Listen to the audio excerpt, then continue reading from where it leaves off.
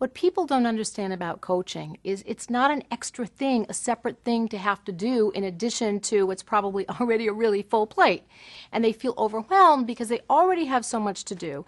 People are working harder, they have less resources, they're stressed, they're overwhelmed. And if they think, I have to now coach my people on top of everything else, then they don't do it because they think it's a separate thing. It's not a separate thing. If you're managing your people correctly, coaching is a natural part of your one-on-one meetings. So that really leads me into the one-on-one meeting thing, because a lot of people don't take the time to have a face-to-face one-on-one meeting, and if it's a virtual team, you do it over the phone, but you have at least 30 minutes or 20 minutes a week with each direct report. It's really important. And in those meetings, that's where you do your coaching.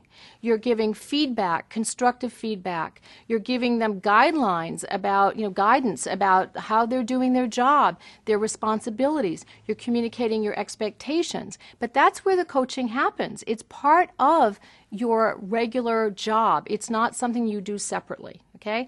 And coaching means giving support, giving feedback. It's allowing people to learn, to grow, to understand what they're doing well, and to deliver what I call constructive feedback. And if you ever call it negative feedback, I suggest striking that from your vocabulary. Replace negative feedback with the word constructive.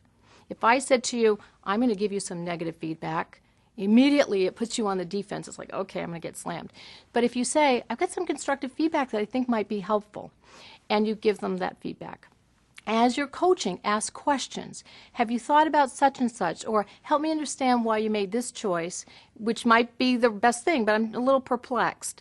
Ask questions and give concrete feedback. Don't just be global and say, you really need to be more detailed. You say, in this part of the report, I think if you put some quantifiers, some numbers, some statistics, that would be really helpful. How about statistics about the number of people that are repeat clients? Put that in there. That'll be more compelling. Give them specific information.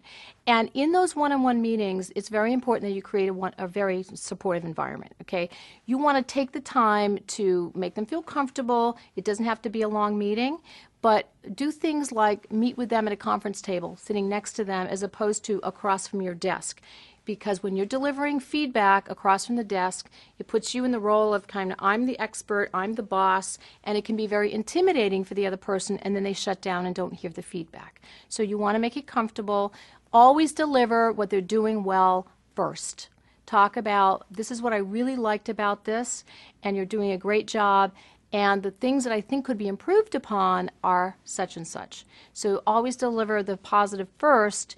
And if it's real hard to come up with, just say, I really appreciate the effort that you made here.